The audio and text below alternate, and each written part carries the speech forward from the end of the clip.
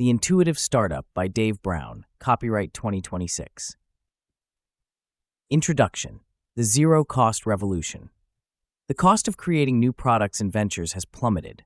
What once demanded months of painstaking development, substantial capital, and specialized expertise can now be achieved in days or even hours with modest resources. This shift is not merely technical, it fundamentally alters the economics and psychology of entrepreneurship. The zero-cost revolution redefines what it means to build, learn, and compete. Take, for example, a team in agricultural technology that developed an object recognition system to sort fruits by ripeness and quality. Previously, sorting was manual, slow, and prone to errors. Leveraging open-source AI models and affordable cloud computing, the team created a working prototype within weeks rather than years. By rapidly iterating with real-world feedback, they refined the system into a commercially viable product. This leap was possible because the barriers to experimentation and execution had dramatically fallen. This story echoes a broader history of innovation diffusion. Early in the 20th century, Toyota revolutionized manufacturing with just-in-time, JIT inventory management. By synchronizing supply tightly with demand and eliminating waste, Toyota transformed production from a costly, inflexible process into a lean, responsive operation. Similarly, today's zero-cost revolution recasts startup development as a just-in-time process for building, testing, and learning, only faster, cheaper, and accessible to anyone with curiosity and commitment. The implications are practical and far-reaching. Traditional startup wisdom emphasized building a polished, minimally viable product, MVP, as a key milestone of execution and validation. Execution was the bottleneck and a meaningful signal of seriousness. Now, execution itself is becoming a commodity.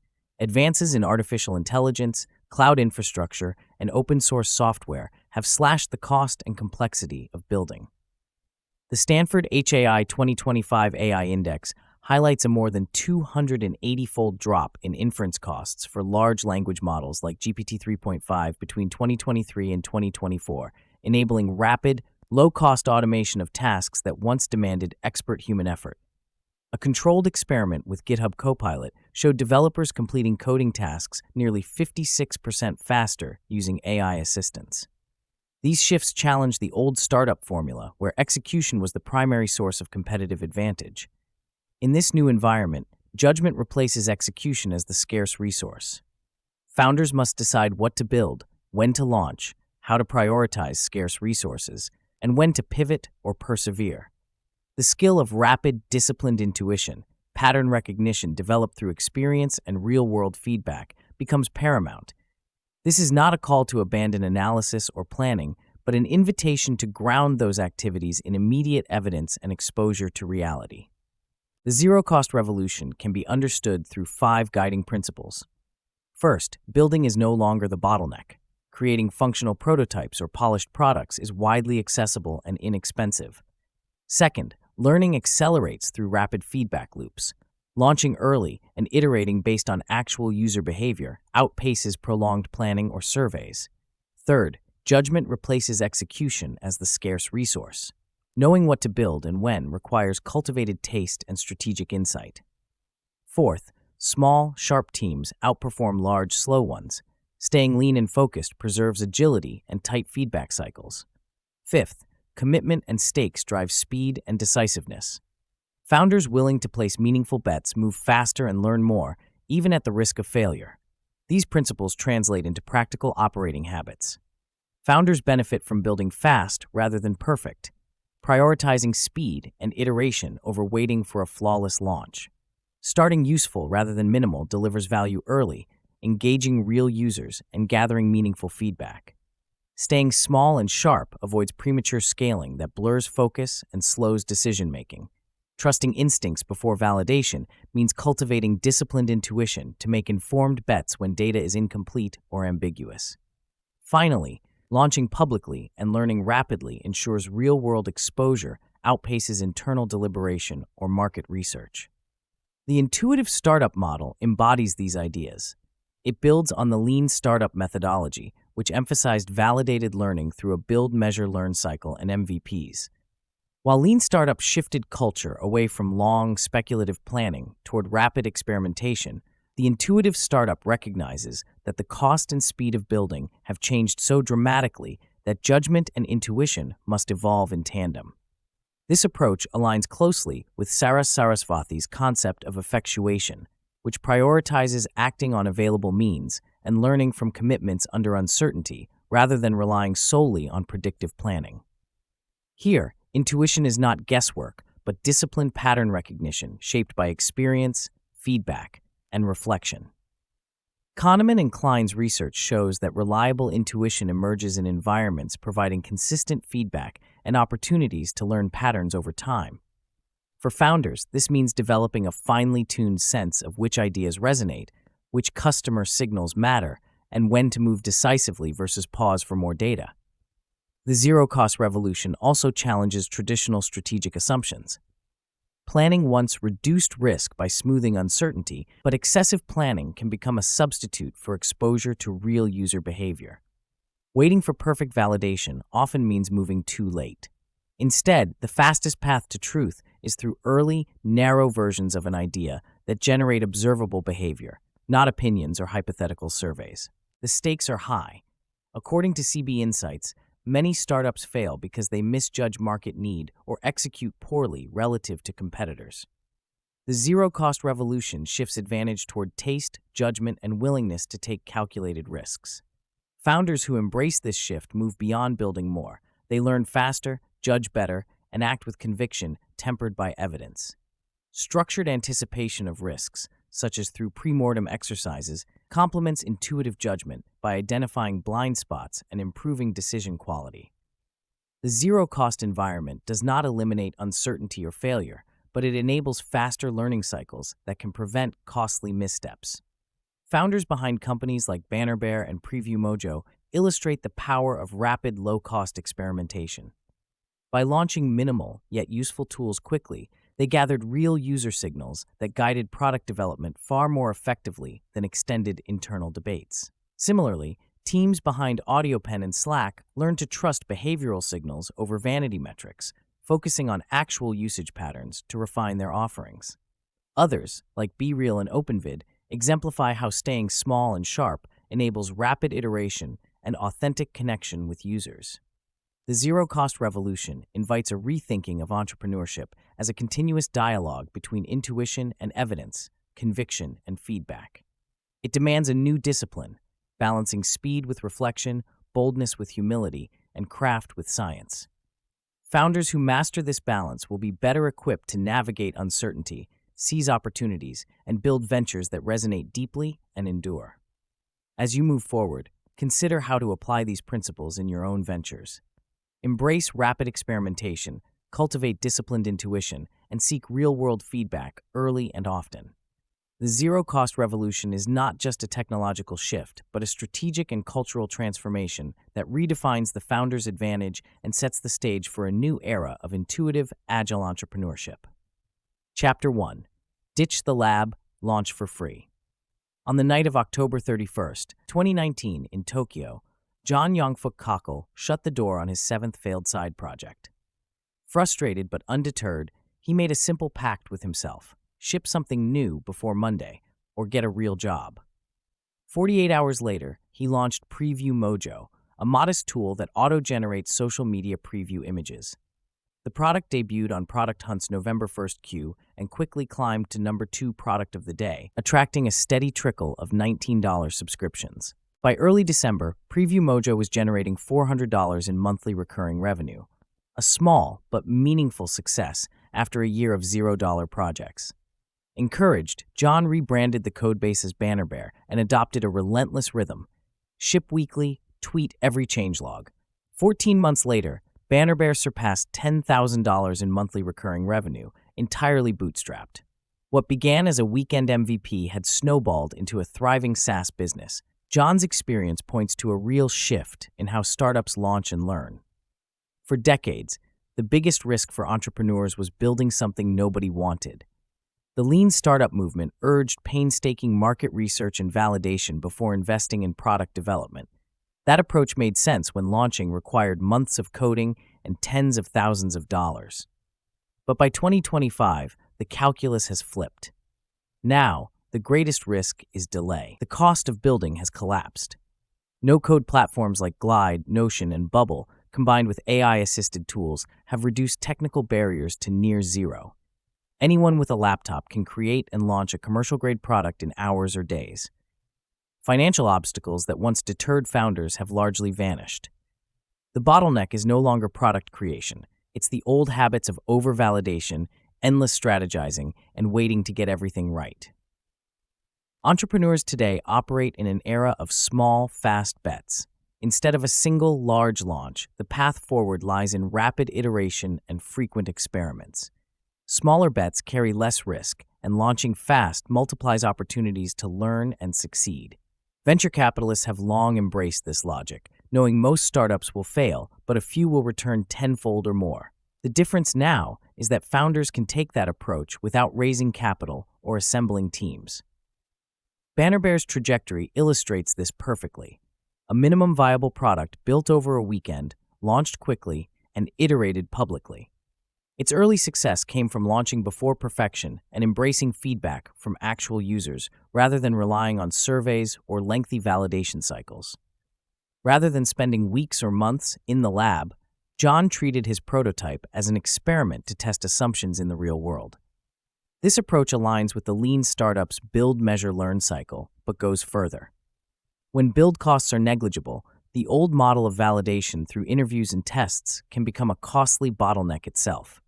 Surveys and focus groups are slow, ambiguous, and often misleading. Real learning comes from observing actual user behavior, what people do, not what they say they might do. Bannerbear's story points to a plain lesson: launch beats delay. Putting a product, even a rough version, in front of real users generates behavioral data that informs smarter decisions. It exposes assumptions to reality and accelerates validated learning. This doesn't mean neglecting quality or user experience, but embracing a mindset that values momentum over polish.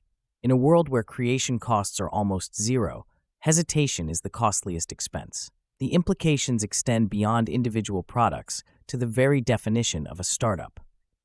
In the 1990s and 2000s, startups resembled mini corporations. Entrepreneurs aspired to build organizations with management layers, HR departments, fundraising rounds, and IPO ambitions. Today, that vision feels outdated. Startups have become lightning-fast vehicles for shipping useful outcomes, not institutions to be built and managed. Sam Altman's prediction of the first one-person unicorn reflects this shift. 10-person unicorns already exist. The most agile founders are not building organizations but launching value quickly and iterating in public. The new startup is a small, sharp, outcome-focused team, or even a solo founder, leveraging no-code tools and AI to compete at scale. This small, fast bet logic reshapes how founders allocate time and resources. Rather than agonizing over perfect product-market fit before launch, founders should focus on delivering something useful to users as soon as possible. Early iteration and real-world feedback trump elaborate planning and lab-based validation. This approach is not reckless. It is disciplined learning through building. It embraces the principles of effectuation, acting from available means and committing to affordable losses under uncertainty. It recognizes that intuition improves with rapid feedback in learnable environments, and it confronts the hard truth that most startups fail due to lack of market need, not poor execution. Launching fast also invites structured anticipation of failure. Gary Klein's pre-mortem technique encourages founders to imagine why their startup might fail, improving decision quality and risk management. The small fast bet approach naturally supports this by limiting exposure and enabling quick pivots. Bannerbear's success, while illustrative rather than universally prescriptive, demonstrates that a weekend MVP launched rapidly can snowball into a sustainable business. It challenges the assumption that startups must be capital-intensive or slow to scale. As building costs continue to fall, driven by AI advances such as the 280-fold decrease in GPT-level inference costs and tools like GitHub Copilot that accelerate coding by over 50%, the advantage shifts to founders who build fast, ship early, and learn from real user behavior. This shift demands a new operating principle. Treat launching not as the end of development, but as the start of learning. Ship before perfection kills velocity. Trust actual usage over opinions. Stay small to stay sharp. To put this mindset into practice, try this. Open your favorite AI tool, ChatGPT for example, right in your browser. Prompt it with, brainstorm 10 simple software app ideas based on your idea or industry. Each should solve a specific problem and be buildable with no-code tools. Review the ideas and pick one that resonates. Then ask the AI to expand on that idea into a product concept suitable for a platform like Bubble or Glide. Build a minimal version over the next 24 hours and launch it publicly. This exercise captures the essence of small, fast bet thinking, rapid ideation, quick build, early launch, and learning from real user behavior rather than theoretical validation. Founders are best served when they ditch the lab and launch for free. Chapter 2. Intuition over iteration. On a quiet March evening in Goa, Luis Pereira sat down after dinner, opened Bubble.io, and decided to ship one silly idea before bed. Within hours, he had connected a voice recorder to a text area and added a Stripe payment link beneath it. By the next day, his creation AudioPen was turning messy voice notes into clean, written summaries. No surveys, no pricing tests, just intuition. People hate transcribing. When AudioPen launched on Product Hunt, it quickly soared to the top spot, generating thousands of dollars in monthly revenue from early adopters paying on faith. Later, larger platforms copied the voice-to-summary feature, but by then, Luis had built a loyal user base and a self-funded roadmap. AudioPen captures the essence of modern entrepreneurship, building and shipping products rather than endlessly iterating hypotheses in a lab. Entrepreneurs today are not laboratory technicians running controlled experiments. They are shippers, builders who launch ideas into the world and learn from how they land. The lean startup methodology popularized the build, measure, learn loop, treating startups like scientific experiments to be validated through slow, careful iteration. While rigorous in theory, this approach can trap founders in an endless treadmill of validation, delays disguised as diligence, especially when the cost of shipping is low and speed matters. In contrast, intuition-driven startups trust the founder's gut, build what feels right, and get it in front of customers quickly to let the market's response guide the next move. Customers don't engage with plans or hypotheses, they engage with products. If you want to know whether an idea resonates, don't just ask 10 people what they think. Put a version of it in their hands and observe their behavior. The rise of no-code tools, Bubble, Glide, Notion, means anyone can prototype a product within hours, often without writing a single line of code. The barrier between idea and market exposure has all but disappeared. The test is simple: launch it. This velocity is precisely what corporations struggle to replicate. Despite innovation labs and intrapreneur programs, large organizations are encumbered by bureaucracy, risk aversion, and layers of approval. They crave innovation but often cannot act on it. For example, tech transfer offices frequently see corporations defer to startups to de-risk inventions before considering acquisition. The result, startups have the freedom to move fast, fail fast, and learn fast, a freedom large companies lack. The intuitive startup model hinges on internal conviction, a disciplined confidence tempered by experience and feedback. Kahneman and Klein's research on expert intuition shows that reliable judgment depends on environments where feedback is frequent and consistent. Founders develop what might be called trained taste, the ability to recognize product-market fit signals and quality based on accumulated pattern recognition. This is not blind faith, it's calibrated confidence grounded in action. Conviction differs fundamentally from stubbornness. Stubbornness resists evidence and clings to ideas despite contrary signals. Conviction is a commitment informed by intuition, data, and the willingness to pivot when necessary. It's an effectual mindset, acting from available means, accepting affordable loss, and learning through commitments under uncertainty. Founders like Luis Pereira embody this by shipping a usable product first, then adapting based on customer response. Practically speaking, the intuitive entrepreneur treats belief as a hypothesis tested through immediate exposure, not a plan to validate through surveys and endless iterations. This approach aligns with the lean startup's validated learning, but places intuition and rapid shipping ahead of formal experimentation cycles. The vision is the product, launched to test the market rather than a document to convince stakeholders. The contemporary tools of AI-assisted coding, rapid prototyping, and no-code platforms have collapsed the cost and time of creation. What once required months and significant capital can now be accomplished over a weekend with a laptop. The Airbnb founders famously hacked together a rudimentary site to prove their concept, crude, unpolished, but effective in connecting with early users. The lesson: speed and connection trump perfection. Entrepreneurs benefit from habitual micro-launches that train intuition faster than dashboards or analytics. Launching frequently sharpens pattern recognition, helping founders discern meaningful signals from noise. It prepares them to trust their gut while remaining open to evidence and change. To cultivate this skill, try a 24-hour intuitive sprint. Pick a no-code tool, modify a template, publish a shareable link, and post it publicly as a first build. The goal is to experience the zero-friction rush of shipping something useful before analysis or doubt creeps in. The intuitive startup model redefines entrepreneurship as the art of shipping products guided by trained intuition rather than the science of iterative validation.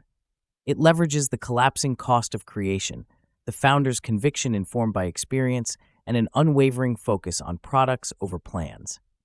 Corporations may attempt to mimic this agility, but bureaucracy and risk aversion remain formidable barriers. For solo builders and small teams, the path is clear. Trust your instincts, build fast, and learn rapidly from real-world exposure. Chapter 3: Beyond KPIs. On a quiet August morning in 2013, a Slack engineer ran a script analyzing message activity across every team in the company's private beta. The result was striking. Once a workspace crossed 2,000 total messages, 93% of those teams remained active months later. Other metrics, signups, press mentions, daily active users, fluctuated unpredictably, but this single threshold marked a clear behavioral cliff. It signaled genuine engagement, a vital lock-in point. Stuart Butterfield scrapped the growth presentation he had prepared and refocused the company's priorities. "Forget vanity numbers," he said. "Ship whatever gets teams to 2,000 messages fast. Everything else can wait." From that moment, every new feature, whether emoji reactions, automated channel invites, or unread message counts, was designed to nudge workspaces toward that milestone. This focus on a meaningful behavioral threshold, rather than chasing larger but hollow metrics, propelled Slack's growth. When it launched publicly 6 months later, 8,000 teams joined on day one, but internally, the only chart anyone watched was the number of teams passing 2,000 messages. That obsession with a North Star metric, grounded in real user behavior, helped Slack scale to a $10 billion valuation and continues to inform its product decisions today. The pitfalls of vanity metrics. Early-stage founders often fall into the trap of chasing vanity metrics, user signups, social media likes, press coverage, or headcount growth, that look impressive but rarely correlate with sustainable success. These numbers can fluctuate wildly and are easy to game or inflate without delivering real value. I've seen startups measure internal reviews completed or job applicants interviewed as if these were signs of traction. They're not. These are distractions, a form of theater masking stagnation. Real traction is rooted in meaningful customer behavior, actual usage, repeated engagement, and most importantly, revenue. Vanity metrics create false confidence. They signal activity, but not momentum. Instead of impressing investors or peers, founders should focus on evidence of genuine product-market fit, signals showing customers are solving real problems with your product and willing to pay for it. Traction over dashboards. The lean startup movement popularized measuring everything, instrumenting products with data hooks to inform iterative development. When product development was costly, taking months or more, this made sense. Founders needed to ensure they were building the right thing before investing heavily. Today, product creation costs have plummeted. Tools like Glide, Notion, Tally, and Bubble enable founders to build and launch functional products in hours, not months. When the cost of launching approaches zero, the calculus changes. Instead of perfecting dashboards and obsessing over KPIs, founders need momentum, rapid cycles of building, launching, learning, and relaunching. This shift demands a different mindset.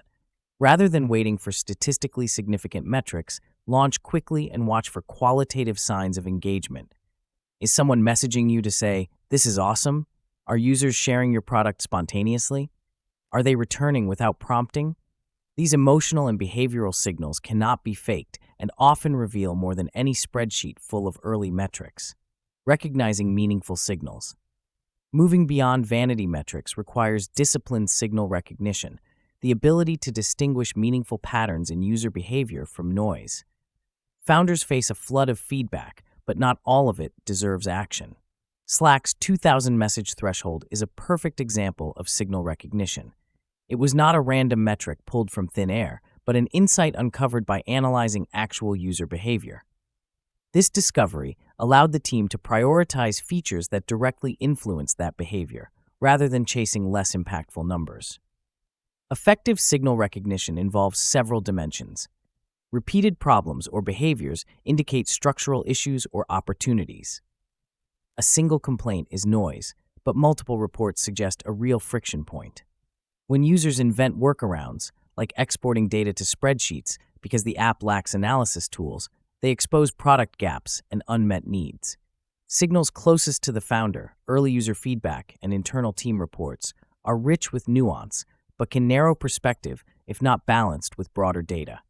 Strong emotions, whether frustration or excitement, often accompany important signals, but can bias judgment if not tempered with evidence. Willingness to pay, or reluctance to do so, provides a powerful indicator of value alignment. Problems blocking users' core workflows command urgent attention, unlike cosmetic issues. Founders' own irritation can be a useful alert, but should be treated as a hypothesis, not a mandate. By applying these filters, founders can prioritize work that truly advances product-market fit rather than chasing distractions. Behavioral feedback trumps stated preferences. What users say they want often differs from what they actually do. Behavioral feedback, how users interact with a product, offers a far more reliable basis for decision-making than surveys or interviews alone. Slack's focus on message counts, rather than self-reported satisfaction, reflects this principle. Praise and opinions are encouraging, but insufficient. Users may express enthusiasm without sustained engagement or request features that don't deliver retention or revenue. Founders must triangulate these subjective signals with objective behavioral data. Retention is especially telling. Do users return repeatedly over time?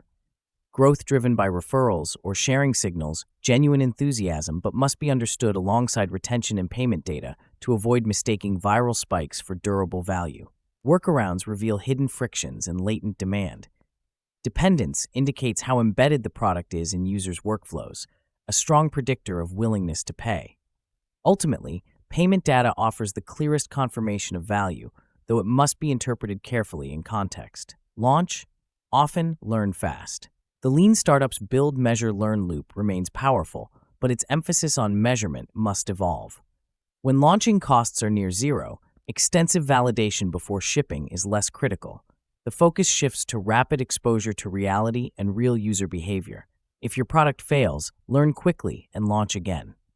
Postmortems have value, but not if they delay action or drain resources.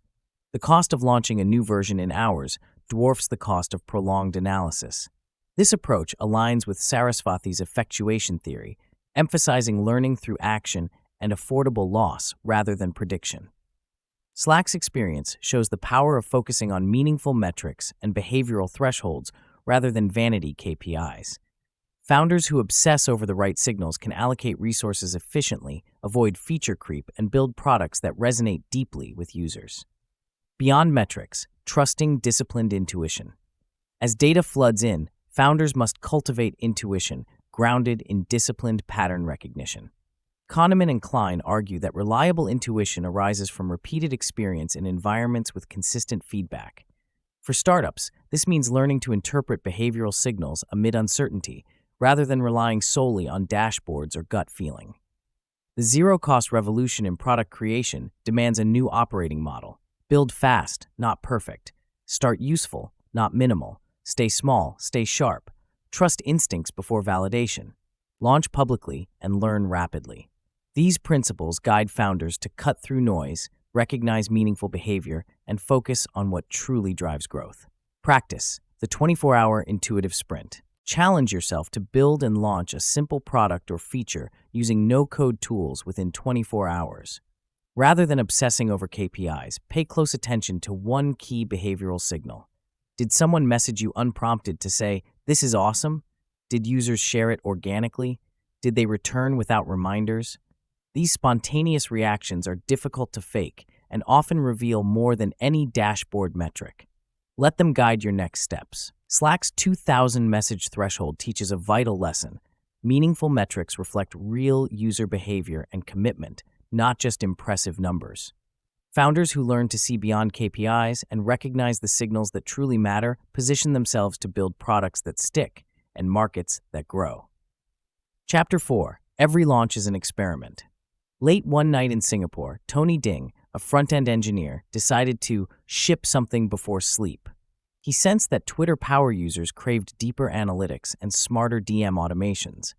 Fueled by caffeine over a weekend, Tony built a Chrome extension called Blackmagic and shared it on Twitter. By morning, bug reports poured in. Time zones were off, buttons floated awkwardly.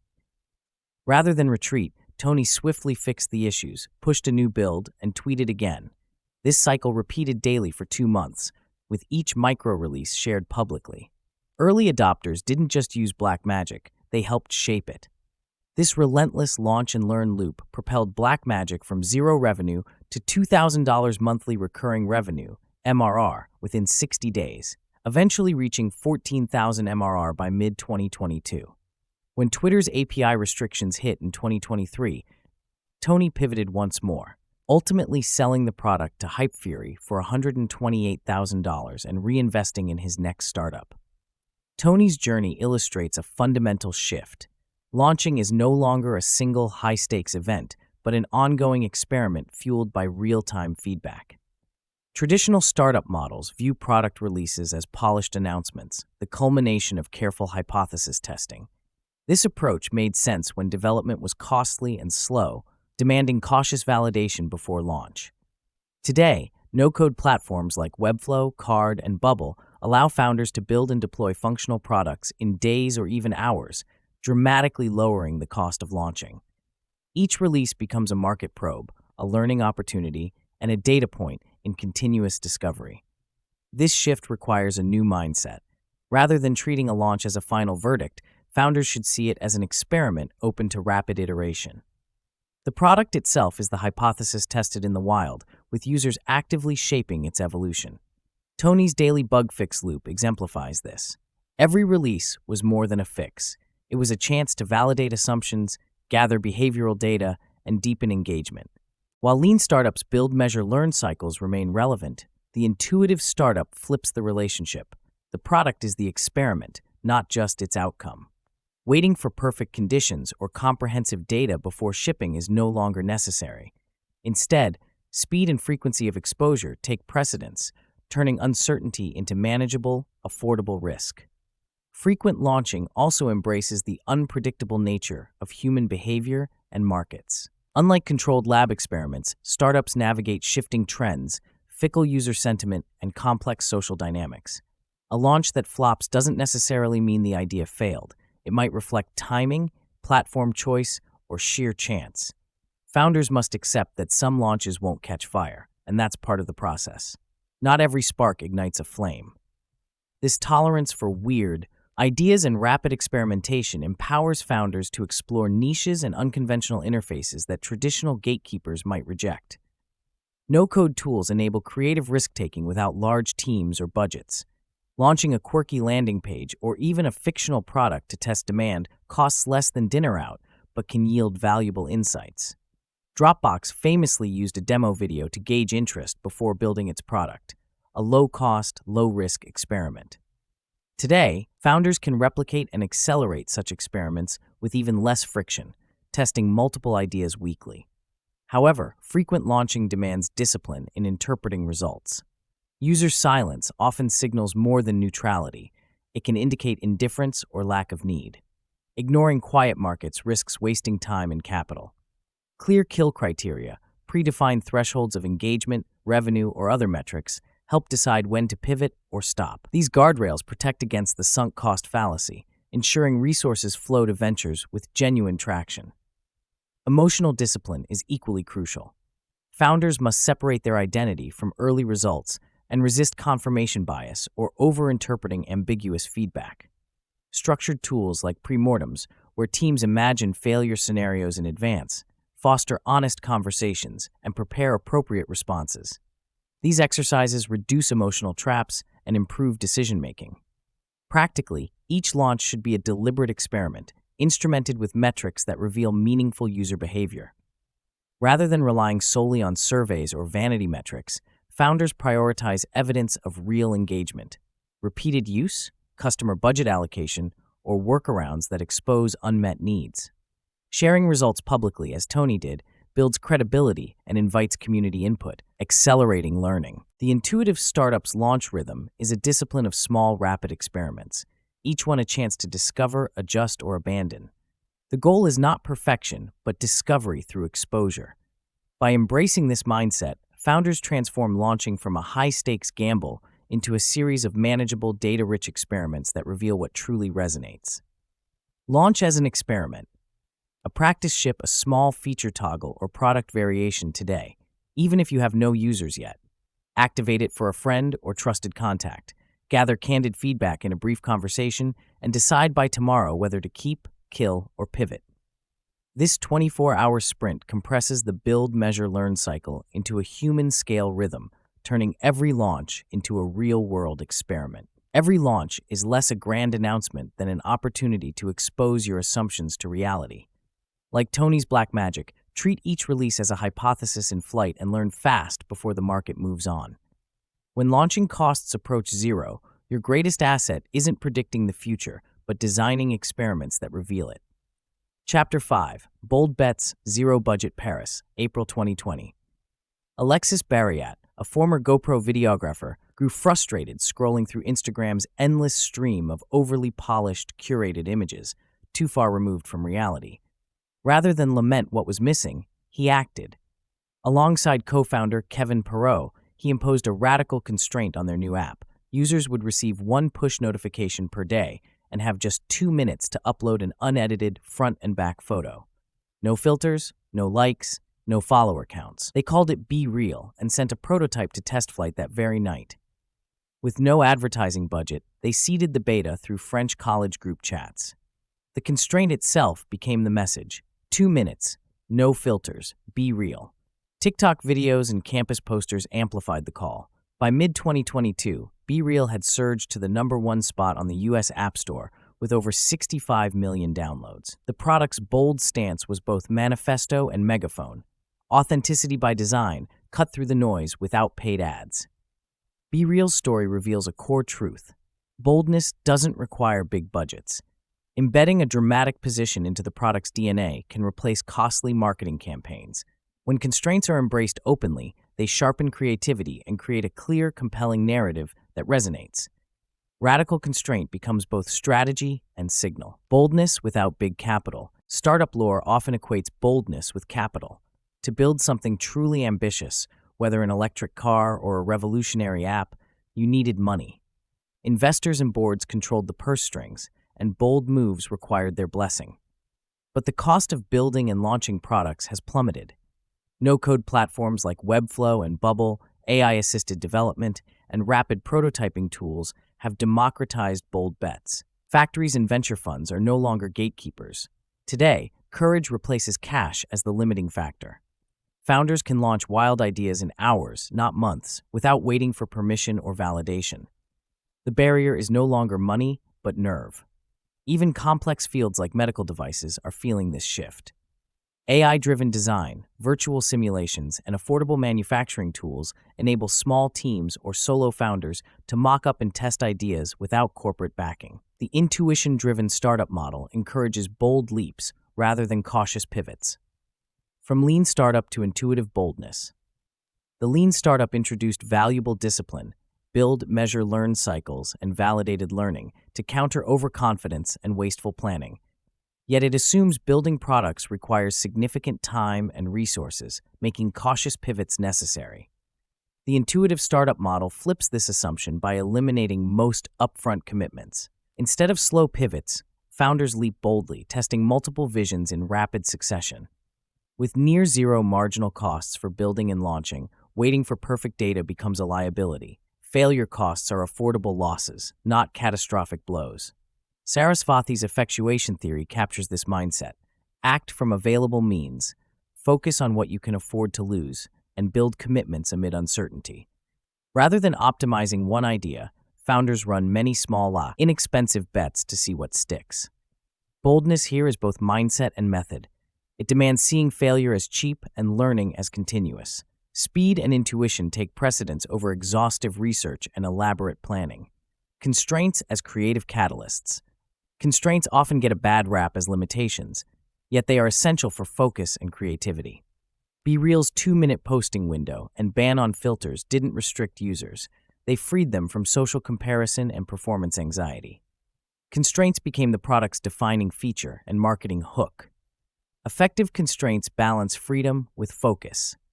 They are deliberate boundaries, time, budget, technical scope, or audience, that channel efforts toward meaningful learning and prevent scope creep.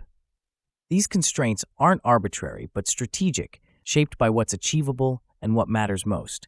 This aligns with effectuation's emphasis on controlling what you can rather than predicting the unpredictable.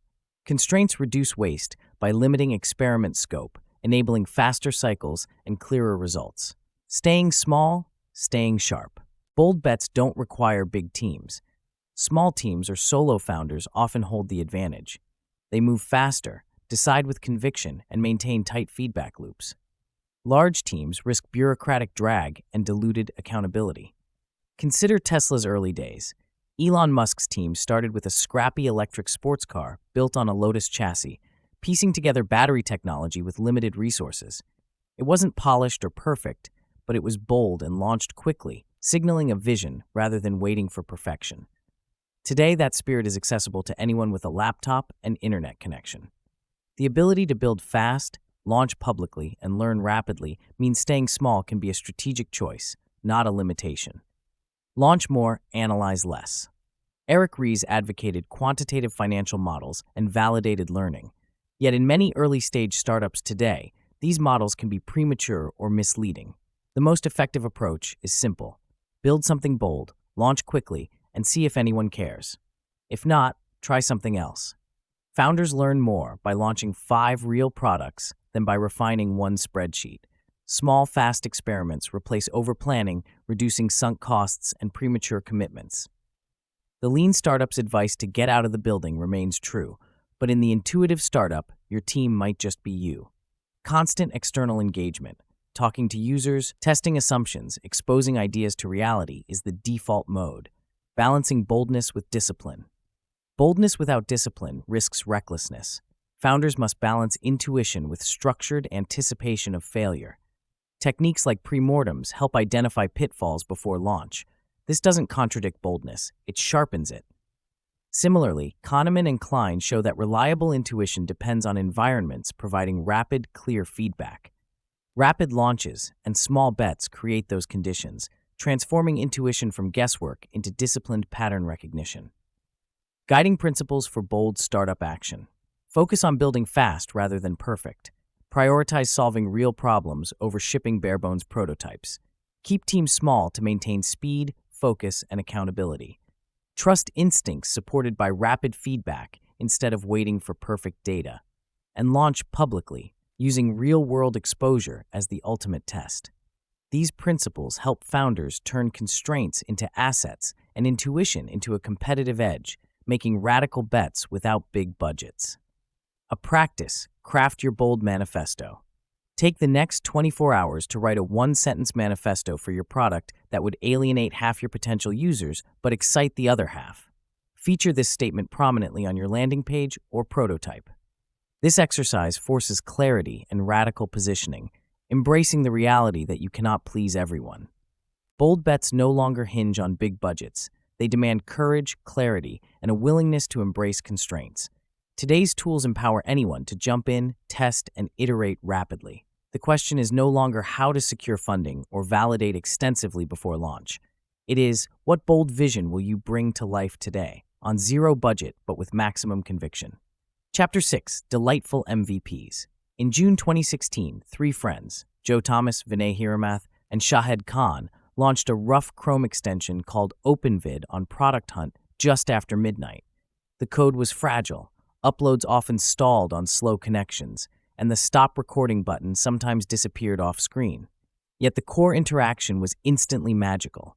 Click once, record your screen and camera, and get an instant shareable link. By breakfast, their post had attracted 1,700 upvotes and 3,000 users. Despite a flood of bug reports, the team spent the day fixing issues and relaunched an improved build that night. Within 3 months, OpenVid grew to 10,000 users. Later rebranded as Loom, the product preserved that same simple delight, one click and instant sharing, and scaled to millions of creators before its $975 million acquisition by Atlassian in 2023. OpenVid's story reveals a vital insight. When the core user experience delivers a moment of delight, compelling enough to captivate, users forgive rough edges and become your advocates. Delight outweighs bare functionality, especially when switching costs are low. The lean startup movement introduced the minimum viable product, MVP, as a strategic tool to conserve resources and accelerate learning. The idea was to build the smallest functional version of a product that could validate key assumptions and gather customer feedback. Yet, the notion of minimum often became reductive, resulting in hollow, brittle prototypes that felt cheap, frustrating, or uninspiring. Today, that approach misses the mark. The cost and complexity of building polished, functional products have plummeted.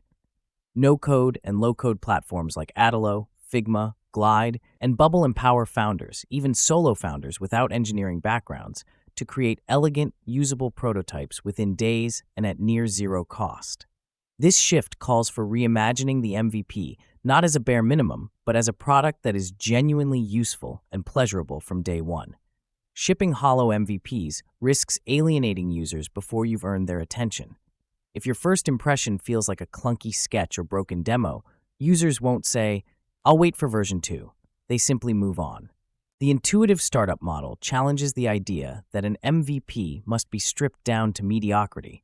Instead, it advocates starting with something real, usable, and delightful. Real means a functioning product, not a mock-up, video simulation, or manual wizard behind the curtain. Usable means users can meaningfully engage with the core value proposition. Delightful means enough polish to feel like a genuine solution, even if early and incomplete. Contrast this with Dropbox's famous early demo video from 2007. While effective then, today it's faster and more reliable to build a real prototype and get it into users' hands immediately. When the cost of polish is low, shipping a hollow shell is a missed opportunity. Founders often dream of building high-quality products that solve real problems elegantly, yet feel pressured to compromise on vision and quality in the name of speed. The intuitive startup model rejects that compromise. Polish is no longer an expensive luxury. It is the new baseline. Consider the polished email client Superhuman. Its early adopters had to apply for access, but the key to its success wasn't exclusivity. It was the quality of the experience. Its MVP didn't feel minimum. It felt like a gift. That level of care sets a higher standard for what MVPs should deliver. Delivering delight within an MVP requires focusing on the quality of the core interaction, not the breadth of features. It's better to perfect a single user flow than to build many half-baked ones. A lovable, bug-ridden product that users emotionally connect with will outperform a flawless but boring one. The risk of mediocrity is real. You might only get one chance to impress. Users' tolerance for frustration is thin, and the startup's window to build trust and momentum is narrow. When you have only one shot, make it delightful. To achieve this, founders should polish the first 30 seconds of the user experience, the moment users decide emotionally before they analyze logically. Reduce friction by streamlining onboarding and interactions, then add a signature flourish, a subtle animation, playful copy, or a small surprise that resonates emotionally. Tools that enable this level of polish at low cost are now widely accessible. Adalo builds native apps with smooth transitions and animations. Figma prototypes elegant, interactive UI flows. Webflow crafts pixel-perfect websites without writing code. Tally and Typeform create forms and surveys with beautiful user experiences. None require specialized developers. The key is to combine speed with quality within a tightly scoped promise. Resist the temptation to overbuild or add nice-to-have features early on. Instead, identify the smallest slice of usefulness that delivers a delightful core interaction. Make that reliable, understandable, and pleasurable. This disciplined focus echoes lean startup principles, but elevates them for today's environment. The MVP becomes a real product that invites meaningful user engagement and feedback, rather than a hollow experiment. Ethics also matter. If you're building fast, don't sacrifice transparency or respect for users. Clarify what the prototype does and does not do to manage expectations. Avoid misleading users with simulations or false promises. Protect user data and privacy even in early builds. The intersection of speed, quality, and ethics defines the new standard for MVPs. Immediate builds powered by AI and no-code tools can dramatically accelerate development, but only human judgment ensures the product delights without deceiving or frustrating users. Try this. Record a Loom video of a first-time user navigating your product's core flow. Watch it twice, noting every moment the user hesitates or struggles. Then pick the longest delay and fix it before the day ends. Finally, add a small surprise, a confetti animation, a friendly message, or an Easter egg to elevate delight. This 24-hour intuitive sprint sharpens your focus on quality and emotional engagement. Delightful MVPs aren't about perfection, but about making the earliest experience meaningful and memorable. In a world where polish is cheap and speed essential, founders who build MVPs that are both useful and delightful create stronger connections, accelerate learning, and increase their odds of success. Chapter 7: Beyond Vanity Metrics. At 9:26 a.m. on June 13, 2013, Duolingo's iPhone app shot to the top of the App Store after winning Apple's Design Award. Co-founder Luis von Ahn watched the dashboard light up with 200,000 new downloads in 24 hours. Yet beneath the excitement lay a sobering truth. Only 6% of those new users returned the next day. The surge felt hollow. Product analyst Gina Gotthilf zeroed in on one critical metric: D1 lesson completed. She explained that learners who completed any lesson the day after signing up were 8 times more likely to stick with Duolingo a month later. Luis turned to his team and said, "All that matters is tomorrow's lesson." That afternoon, they shipped a simple fix: streak counters and a push notification urging users, "Don't break your streak." They A/B tested nothing else for a week. Day 1 retention jumped from 6% to 13% within 5 days, eventually reaching 20% by year's end. A decade later, Duolingo serves over 80 million monthly active users and generates more than $500 million in annual revenue. Their growth wasn't fueled by headline-grabbing download surges or applause, but by an obsessive focus on meaningful engagement, getting users to return lesson after lesson.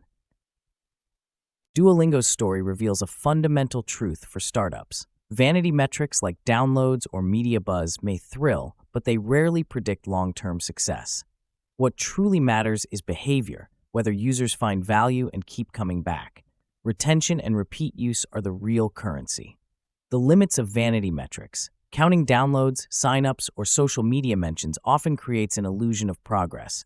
Marketing campaigns, press coverage, or platform awards can generate spikes that vanish as quickly as they appear. Without sustained engagement, these numbers are noise rather than signal. Eric Ries coined the term vanity metrics to describe such misleading data, metrics that make a startup look good externally but don't prove product-market fit. We take this caution even further. Before a user returns for a second session, all numbers are vanity metrics. Whether it's a waitlist size, a launch video's view count, or demo click-throughs, if nobody returns, it's just noise. The lean startup model urges founders to build, measure, learn through validated learning cycles, focusing on metrics that reflect real user behavior and value creation. But beyond the spreadsheet, the intuitive startup listens to the most reliable signals, what users actually do. Behavioral feedback, the signal that matters. Behavioral feedback lies at the heart of startup learning. Unlike praise or opinions, which reflect what users say, behavioral feedback reveals what they do. People often struggle to articulate their true needs or predict their future behavior, making observation of actual usage far more trustworthy. These behavioral signals take several forms, the most critical being retention, dependence, sharing, workarounds, and payment. Retention measures whether users keep coming back over time.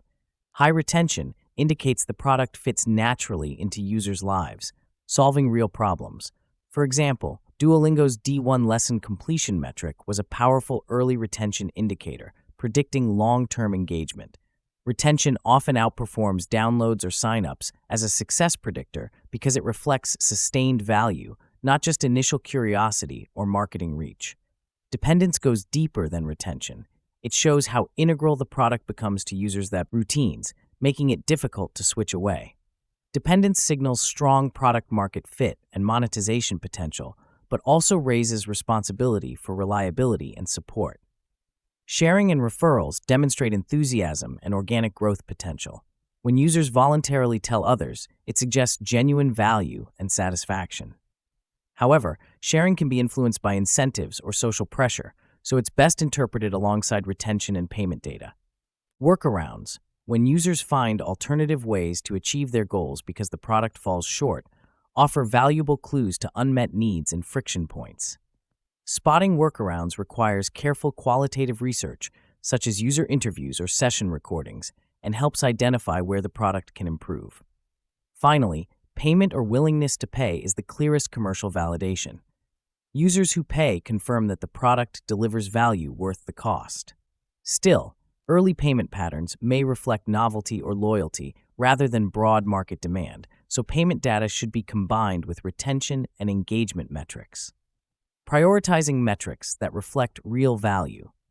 Founders should focus on behavioral signals over surface-level feedback, like praise or feature requests, which are often biased or unrepresentative. Praise feels good but doesn't guarantee users will keep using the product. Feature requests, while sometimes insightful, often reflect individual preferences or symptom fixes rather than widespread need. Prioritizing retention, dependence, and payment uncovers the product's true fit and viability. It's tempting to build elaborate analytics dashboards or chase every metric, but in early-stage startups, simplicity and focus beat complexity. Tools like Airtable, Notion, or Google Sheets often suffice to track key behaviors. The goal is to identify patterns of enthusiasm: who returns, who shares, who pays. These high-signal users deserve the most attention. Signal over spreadsheet, the intuitive startup's approach. While lean startup principles emphasize rigorous measurement and financial modeling, many startups begin with a product in the founder's mind rather than a spreadsheet. Success is less about perfect projections and more about whether users care enough to engage repeatedly. User energy, expressed through repeat usage, organic word of mouth, and emotional feedback, often outpaces user metrics. When tools are free or low cost and launching is instantaneous, the startup's advantage lies in responsiveness, not sophisticated analytics. Founders need eyes and ears tuned to the right signals, not dashboards overloaded with vanity data. WhatsApp's early growth exemplifies this. It didn't explode because of stunning analytics or marketing blitzes. It grew because early users were obsessed, using it daily, telling friends, making it indispensable. Such engagement arises from solving real problems in ways that feel natural and reliable, not from funnel optimizations or split tests. Avoiding metrics bureaucracy. Innovation accounting, as advocated by Lean Startup, has value, especially for larger teams needing transparency and alignment. But for small startups or solo founders, elaborate reporting systems risk becoming distractions. Time spent generating reports is time taken from building and learning. In teams of 9 or fewer, transparency happens naturally. Everyone sees what's working and what's broken. If the startup is a solo endeavor, the founder's intuition combined with simple behavioral tracking provides sufficient guidance. Moving beyond downloads, a founder's checklist. To move beyond vanity metrics, founders should prioritize retention over acquisition, focusing on who returns and how often rather than who merely downloads. Tracking behaviors that signal dependence, such as daily use or integration into routines, helps reveal true engagement. Observing sharing and referrals can highlight genuine enthusiasm, but these should be interpreted alongside retention and payment data. Feature requests and praise are best treated as hypotheses to validate through behavioral evidence. Using lightweight tools to capture and analyze these signals early and often keeps focus sharp. Resist the temptation to chase every metric. Concentrate on those that reflect real user commitment. A practical exercise, the next day retention sprint. Inspired by Duolingo's approach, chart a simple retention graph comparing your initial user cohort to active users 4 weeks later. Share this with your team or reflect on it personally. For 1 week, center discussions on this retention curve. Ask, who returned the next day? Who completed their next lesson, action, or task? What small changes might improve this? Often, modest interventions, like a streak counter or a timely push notification, can produce outsized effects. The key lies in relentless focus on the behaviors that predict long-term engagement. Vanity metrics may flatter, but they rarely forecast success. Retention, repeat use, and revenue tell the real story. Duolingo's journey from a download spike to a sustained global user base underscores the power of behavioral feedback. Startups that tune into what users actually do, beyond applause, build products people rely on and businesses that endure. Chapter 8. Effortless Pivots. On January 6, 2023, Grant Lee, co-founder of Gamma, faced a familiar startup challenge. His deck without slides tool had stalled. While investors appreciated the concept, weekly signups stubbornly lingered below 300. Instead of convening a board meeting or preparing a formal pivot presentation, Grant took a more spontaneous route. He posted in Slack, "What if we let GPT build the whole presentation?"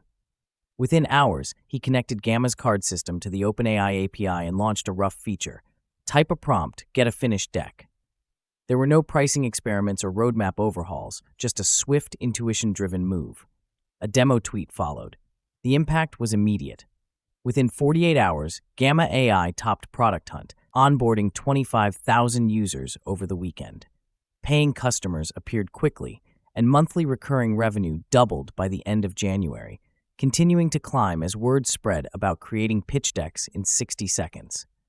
This pivot cost only a few $100s in API credits, but transformed a plateaued product into a breakout success. It underscores a vital lesson. When growth stalls, a fast, gut-driven iteration can reignite momentum overnight. Pivots without ceremony. The traditional startup playbook, popularized by the Lean Startup Framework, treats pivots as high-stakes, carefully choreographed decisions. Eric Ries described pivots as pivotal moments requiring rigorous, validated learning and thorough analysis before changing direction. This approach made sense when product development was expensive and capital scarce. Each pivot was a surgical maneuver, often accompanied by detailed planning and investor discussions. Today, the landscape is different. Advances in no-code tools, APIs, and AI have compressed development cycles and slashed costs dramatically. Pivots no longer need to be dramatic or infrequent. Instead, they become part of a natural rhythm, quick shifts made with minimal friction. There's no need for elaborate ceremonies or boardroom debates. Founders can experiment, adjust, or pivot as a matter of course, often within hours or days. This mindset frees startups from the binary pivot or persevere dilemma. It encourages continuous, small-scale adjustments until user feedback clarifies the path forward. If a feature isn't resonating, change it. If the entire product misses the mark, start fresh. The key is speed and low cost. When the expense of change is negligible, failure ceases to be a crisis and becomes simply another data point. The spectrum of pivots. Pivots exist along a spectrum. Micro-pivots involve small UI tweaks or messaging shifts. MIDI pivots might alter the core value proposition while retaining the same audience. Macro pivots are wholesale changes. New product, new market, new everything. Gamma's addition of GPT to automate deck creation was a MIDI pivot that leveraged existing technology to unlock new user value. The process was so fast and inexpensive, it felt more like pressing a button than making a strategic gamble. Contrast this with traditional pivots, which can take months of planning, development, and coordination. By the time they are executed, market opportunities may have shifted or disappeared. Slack's early history offers a cautionary tale. Originally a gaming company called Tiny Speck, they pivoted to a communication tool after their game failed. Because they controlled their technology stack and moved quickly, the pivot became a natural evolution rather than a crisis. Gamma's story reflects this same principle in the no-code era. Owning your tools and moving fast enables seamless pivots. Iteration versus avoidance iteration is essential, but can be double-edged. It's a powerful discovery tool when used to test hypotheses and learn quickly. Yet it can also become a form of avoidance, endlessly tweaking features without clear criteria or stopping points. Founders sometimes fall into analysis paralysis, chasing incremental improvements or running extended A/B tests without decisive conclusions. This wastes time and resources, delaying the tough choice to pivot or abandon. Gary Klein's pre-mortem technique offers a useful remedy. By imagining a project has failed and brainstorming reasons why, teams uncover hidden risks and challenge assumptions. This clarity helps distinguish productive iteration from avoidance. In practice, iteration requires discipline. Define clear success metrics before launching experiments. Track key signals such as user engagement, retention, and revenue trends. If feedback is positive, persevere and refine. If signals are mixed, iterate thoughtfully. But when traction is absent and prospects dim, pivot or abandon quickly.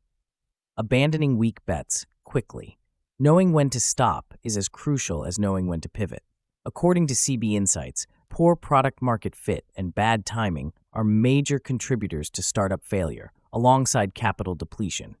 Persisting with a weak idea drains scarce resources and blocks better opportunities.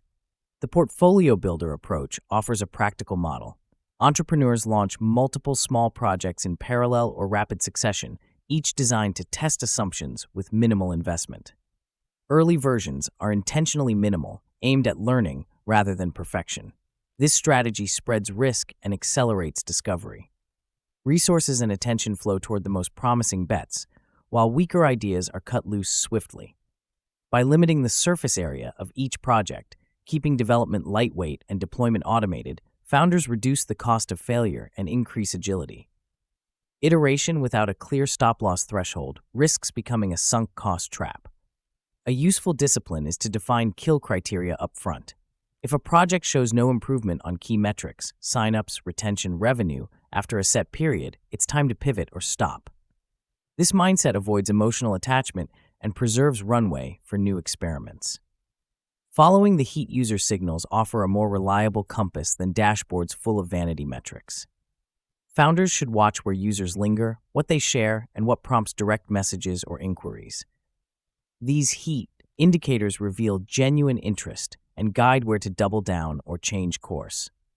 Gamma's success came from following this heat. The GPT edition responded directly to user frustration with manual deck building. Shipping fast allowed immediate testing and learning.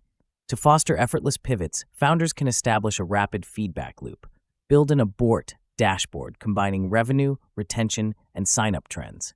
Set a trigger, such as 14 days of flat growth, that prompts a brainstorming session for pivot ideas. When growth stalls, don't hesitate. Ship a new variant, tweak a feature, or try a different value proposition. The cost of change is low, and the runway remains open if you keep moving. Gamma's story reminds us that when you can pivot on a dime, you don't have to choose between pivot or persevere. You can do both. Iterate fast, abandon what doesn't work, and keep following the heat until you find the winning path. Chapter 9. Rapid Release Culture. On a quiet night, somewhere between Lisbon and Singapore, Supabase co-founder Paul Copplestone hits deploy to launch Week 14. Over the next 5 days, this remote-first team ships new features every 24 hours, each release landing precisely at 7 PT. Day 1 brings a drag-and-drop UI library. Day 2 introduces edge functions accessible directly from the dashboard. Day 3 routes data API calls to the nearest read replica. By Friday, more than 10 headline features have gone live, with over 24 commits pushed in just 120 hours. The social buzz is palpable. More than 10,000 new databases spin up daily. Supabase's mantra, build in a weekend, scale to millions, feels less like marketing and more like a lived reality. Inside the company, this intense pace has earned the nickname merge at midnight, sleep after ship. Bugs inevitably appear, but the team patches them swiftly, often within the hour, using the same continuous integration pipeline. This velocity transforms users into co-builders. They wake up to a platform that evolves overnight. Rapid release here isn't chaos. It's a culture that makes software feel alive. Supabase's approach exemplifies a broader shift in startup product development.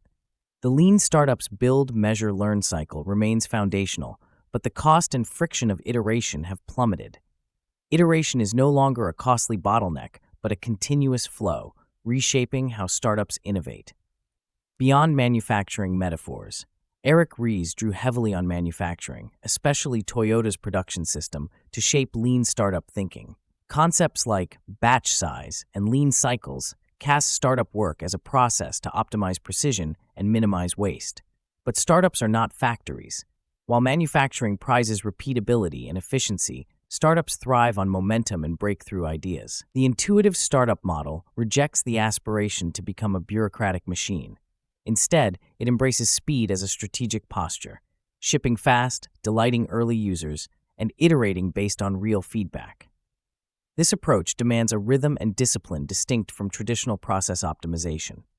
Today, founders can launch a minimum viable product in days using no-code tools like Bubble, Zapier, or Webflow. They then improve it daily, treating each release as an experiment rather than a final product. With deployment costs near zero, the marginal cost of iteration becomes negligible. When iteration is free, speed wins. Shipping experiences, not features. No-code platforms make adding features easy, but the goal isn't incremental feature creep. It's about delivering complete, delightful experiences, even if small. Each release should offer users something tangible, useful, and emotionally engaging. Supabase's launch week isn't about minor tweaks buried in settings. It's about shipping meaningful capabilities users can feel immediately, whether a new UI element or faster data routing. This approach aligns with lean startups' emphasis on validated learning, but accelerates it.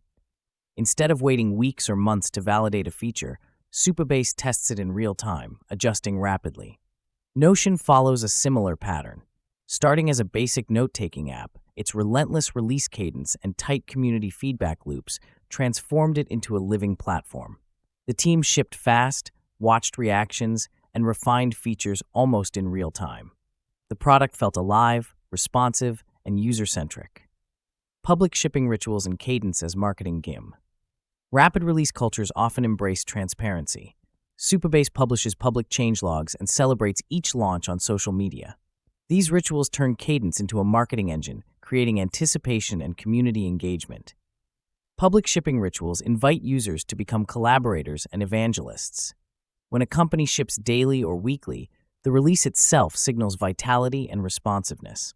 Users see a product evolving, their feedback mattering, and a team committed to continuous improvement.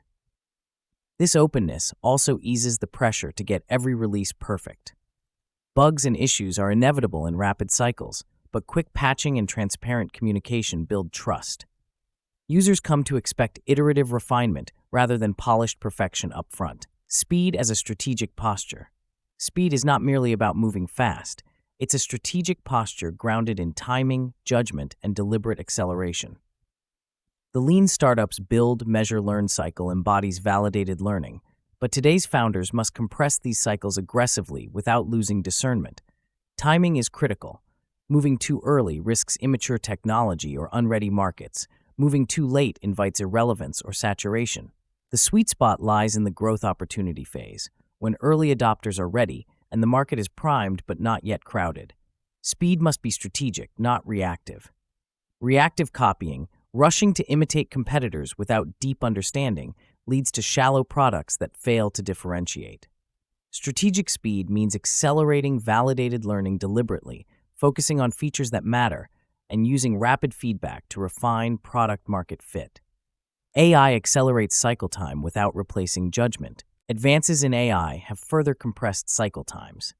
The Stanford HAI 2025 AI Index reports a dramatic drop in inference costs and widespread adoption of AI tools.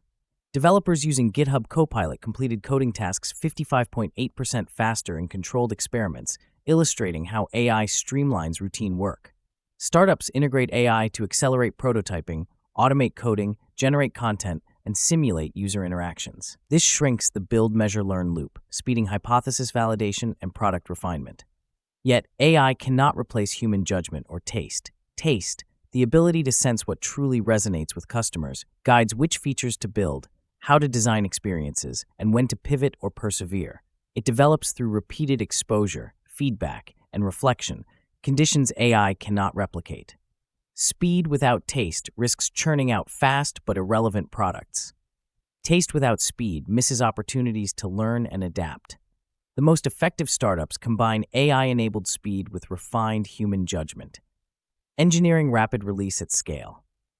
Adopting rapid release culture requires engineering rigor. Practices like trunk-based development and feature flags enable continuous deployment without destabilizing the product. Rolling releases replace big bang deploys, reducing risk and allowing incremental exposure of new functionality. Public changelogs and visible release notes make Cadence a community event, reinforcing transparency and responsiveness. Supabase's merge at midnight, sleep after ship ritual shows how teams can sustain high velocity without burnout, accepting some bugs but patching quickly and keeping users informed. The 24-hour intuitive sprint. To embrace rapid release culture, teams can start small. Try adding a public changelog page and push one small improvement live within 24 hours. Announce the update on social channels to close the feedback loop, inviting user response and reinforcing the habit of shipping fast and learning rapidly. This sprint embodies a crucial principle. Shipping itself is a key metric. If a team isn't shipping weekly, it's not learning. Rapid release culture turns product development into an ongoing conversation with users, where each deployment is a data point, a test, and an opportunity to delight. Rapid release demands discipline and engineering excellence, but rewards teams with momentum, community engagement, and sustained innovation. When iteration costs approach zero, speed becomes not just a tactic, but a strategic posture, amplifying learning, engaging users, and accelerating growth. Supabase's launch week and similar practices demonstrate how rapid release can build momentum, foster community, and sustain innovation. By shipping experiences, not just features, and embracing public release rituals, startups turn velocity into a competitive advantage. The future belongs to those who move fast with taste, leveraging tools like AI to compress cycles while maintaining human judgment. Rapid release culture is not chaos. It is the art of deliberate, joyful, and continuous creation. Chapter 10. Organic Growth. On the evening of November 30th, 2022, a small team of engineers at Prisma Labs quietly launched a new feature within their modest selfie app, Lenza. They called it Magic Avatars, an AI-powered tool that transformed a dozen user-uploaded photos into painterly digital portraits. Within just 2 days, Lenza soared to the top of the US App Store's photo and video category, surpassing giants like YouTube and Instagram. By the end of December, these AI-generated portraits, each proudly watermarked, made with Lenza, had generated around $8 million in revenue for the month, pushing total 2022 sales beyond $16 million. Remarkably, this surge happened without paid ads or influencer campaigns. Instead, the feature's inherent shareability turned users into the marketing engine. Lenza's explosive growth reveals a fundamental truth. When a product creates moments people want to flaunt, organic growth can outpace even the largest advertising budgets. Shareability over spend. Lenza's success hinged on shareability. In today's digital world, word of mouth amplified by platforms like TikTok, Twitter, and Instagram often delivers far greater returns than traditional paid acquisition. A single authentic recommendation from a friend can outperform expensive ad campaigns. For startups, especially those with limited budgets or solo founders, this dynamic levels the playing field. Unlike conventional growth strategies that rely on upfront investments in paid channels, referral programs, or influencer partnerships, organic growth depends on designing a product users want to share naturally. This means crafting features or experiences that generate social currency, something users are eager to show off, discuss, or send to their networks. In this way, the product itself becomes the pitch. Magic Avatars exemplified this perfectly. The portraits were visually striking, personal, and instantly social. Every shared image carried a subtle invitation to try the app, creating a self-sustaining viral loop without engineered incentives or complicated funnels. Designing for delight and distribution. At its core, organic growth begins with delight. A product must do more than function well. It must inspire enthusiasm. Founders should ask themselves, what moments in my product spark genuine joy? What would make someone say, "You have to see this"? What would users screenshot or share on their social feeds? If the answer is nothing, growth becomes a grind. pushing paid ads or referral bonuses to compensate for a lack of intrinsic appeal. But when a product is naturally shareable, growth becomes a reflexive pull. Creating these shareable moments doesn't require a large team or budget. Today's no-code and low-code tools empower founders to build polished, engaging experiences independently. Platforms like Webflow enable stunning visual design. Tally or Typeform gather playful user feedback. Adalo or Glide create native-feeling apps, and Zapier automates clever workflows that surprise and delight users. The goal isn't to build a conventional marketing funnel, but to craft moments users want to pass along, embedding sharing into the product's core value loop. Public loops and visible outcomes.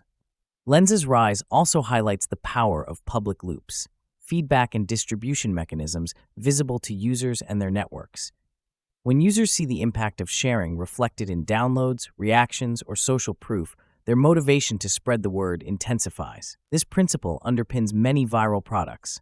TikTok's algorithm surfaces shareable content widely, encouraging reposts and remixes. BeReal's daily photo prompt creates a social ritual that users invite friends to join. The product's public nature and visible social proof transform users into advocates. Founders can foster public loops by designing features that reward sharing with immediate, visible outcomes. Whether it's a badge, leaderboard, or direct social share prompt, making sharing easy and rewarding accelerates organic distribution. Organic before paid, a strategic imperative.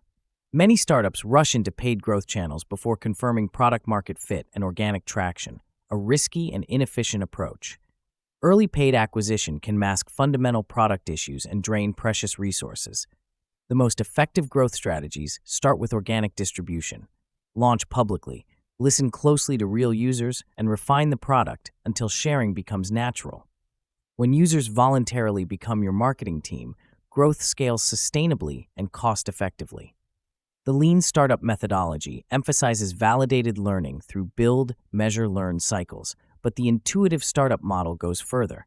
It trusts that delight and shareability will fuel growth without costly acquisition. Paid channels should follow only after the product's core value is proven and users eagerly invite others. Avoiding complexity until it's needed. Traditional growth frameworks often recommend building growth infrastructure early: dashboards, analytics teams, complex funnels, and referral mechanics. While these tools are valuable for larger organizations, they can become bureaucratic overhead for early-stage startups chasing organic momentum. If your product is genuinely shareable and users naturally bring in others, focus on improving the product rather than prematurely scaling growth machinery. Complexity should follow revenue and demand, not precede it. The intuitive startup model advises founders to resist the urge to hire marketing departments or build elaborate tracking before they have a product that spreads on its own. This keeps teams lean, agile, and focused on what matters most, delivering value and delight. Engineering virality with intent. Organic growth isn't luck, it can be designed. Tactics to engineer shareability include integrating share prompts at key moments, rewarding advocates with meaningful recognition or perks, and measuring invite conversion as seriously as revenue. For example, a simple addition like a modal window offering users an easy way to tweet or share a milestone, such as completing 100 tasks or creating their first avatar, can trigger viral loops. The key is identifying moments within your product that users naturally feel proud of and making sharing effortless. A founder's practice, the 24-hour intuitive sprint. To build shareability quickly, identify one in-product moment worth bragging about. Add a prompt that allows users to share that moment immediately on their preferred social platform. Then watch how often users engage with this prompt and whether it leads to new signups. This exercise sharpens your understanding of what users value and how sharing fits into their experience. Over time, these small moments accumulate, creating a growth engine that demands minimal external spend. Beyond Lensa, lessons for founders. Lens's Magic Avatar's story is instructive but not unique. Many organically growing products share common traits. They deliver instantly gratifying, visually or emotionally compelling outcomes, embed sharing as a natural extension of use, and trust users to become advocates without financial incentives. Founders should resist the urge to over-engineer growth early on. Instead, invest in product moments users want to show off, then watch organic distribution outperform many paid campaigns. While paid growth remains a valuable tool, it should complement, not replace, the foundational work of creating shareable products. Organic growth is no accident. It demands intentional design, emotional insight, and patient discipline. When founders build products people love to share, they unlock growth that scales naturally, sustainably, and with minimal cost. Harnessing this power requires a mindset shift, from managing growth as a channel to nurturing it as an emergent property of delight. Sometimes, the best growth strategy is the one that costs nothing at all. Chapter 11. Agile by Default. Just before midnight on April 8, 2023, in San Francisco, 4 engineers at Perplexity AI merged a last-minute pull request upgrading their answer generators from GPT 3.5 to GPT 4. There was no approvals queue, no release train, just a green CI check and an automated deployment rolling out to 2 million users instantly. By dawn in London, Perplexity's results were noticeably deeper, enriched with inline citations that competitors wouldn't match for weeks. A simple rule hung above their coffee maker: if it can't auto-update tonight, it's already obsolete. At Perplexity, shipping is both infrastructure and culture. GitHub Actions pipelines, blue-green Kubernetes rollouts, and a team empowered so that anyone on call can patch production immediately. This combination lets a 25-person startup out-iterate trillion-dollar incumbents, deploying hundreds of times a month without drama. 1 year and 700 continuous deployments later, Perplexity served over 10 billion queries and closed a $62 million Series B round. Their story shows how by 2025, agility isn't just a methodology, it's the oxygen your product breathes every night, even while you sleep.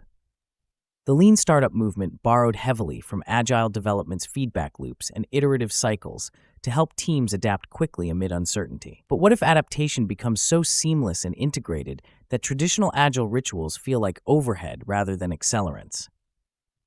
When you can build and launch instantly, the very idea of sprints, backlogs, and retrospectives starts to feel like process theater. You don't plan for adaptation, you just do it. The intuitive startup model embraces this stance, where speed and autonomy replace ceremony and momentum trumps meetings, when process becomes a liability.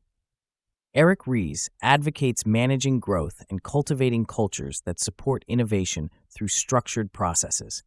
Yet the fastest-growing startups often reject this overhead, especially in their earliest days. They remain intentionally small, some aiming for unicorn-scale success with minimal headcount, others content to stay micro. Their focus is relentlessly on outcomes, not processes. When product creation costs approach zero and feedback is immediate, process becomes a luxury, and often a drag. Delays caused by unnecessary planning meetings or approval chains can cost more than the benefits those processes intend to deliver. Consider retrospectives, a cornerstone of agile frameworks. These meetings encourage teams to reflect on what worked, what didn't, and what to change next sprint. But in a tiny team deploying hourly, everyone sees and feels what's happening in real time. The fix isn't scheduled for next week's retro, it's pushed live now. Meetings give way to actions, documentation to intuition, process to momentum. This shift demands a culture where radical accountability and low ego replace formal roles and process owners. Mistakes are tolerated, but inaction isn't. Customer bugs flow directly to the builder, who owns the fix end-to-end. Postmortems focus on recovery time rather than blame. Shipping feels as natural as saving a document, planning that earns its place. The intuitive startup doesn't abandon planning altogether. Instead, it embraces planning just enough to be useful, avoiding the trap of planning theater, elaborate exercises that impress on paper but fail to guide real decisions. The focus is on the smallest slice of planning that enables meaningful action and learning. This approach echoes lean startups' build, measure, learn cycle, focusing on testable assumptions rather than detailed roadmaps. It also aligns with Saras Sarasvathi's effectuation principle of working with available means and committing to affordable loss rather than chasing uncertain predictions. Perplexity's rapid GPT-4 upgrade is a prime example. The team didn't spend weeks debating the perfect rollout plan. Instead, they relied on automated tests, continuous integration, and a culture that trusts builders to patch production safely. Their planning horizon was short and tightly focused, enough to ensure stability and user impact, but lean enough to enable rapid iteration. Planning here doesn't mean chasing false precision or rigid milestones. It means setting responsible constraints like deployment automation, monitoring, and rollback strategies that enable speed without sacrificing reliability. Automate to accelerate. Automation is the backbone of agility by default. Perplexity's continuous deployment pipeline exemplifies this. Every commit triggers automated tests, and on success, an immediate deploy. No manual approvals, no waiting for release windows. Shipping is decoupled from ceremony. This level of automation transforms shipping from a project milestone into a continuous habit. It reduces the cognitive load on engineers, allowing them to focus on building and responding to real user feedback. The result is a cycle time measured in hours or even minutes, not weeks. AI tools amplify this effect. As the Stanford HAI 2025 AI Index documents, the cost of running inference for models like GPT 3.5 has dropped dramatically, enabling startups to integrate advanced AI capabilities quickly and at scale. Tools like GitHub Copilot have been shown to accelerate coding tasks by over 50%, freeing developers to focus on higher-level problems. When build and deploy steps are automated and AI assists in coding and testing, the entire product lifecycle compresses. Useful planning, over-planning theater. Planning theater is a frequent startup pitfall. Elaborate plans that look impressive, but neither predict nor guide effectively.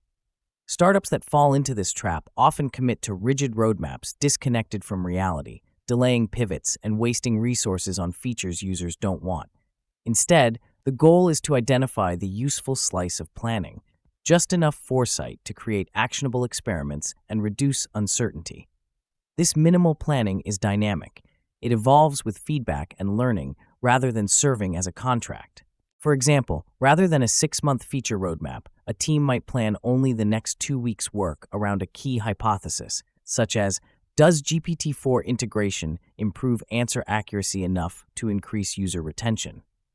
The plan includes the minimal infrastructure to deploy the update safely, metrics to track impact, and a rollback plan in case of issues.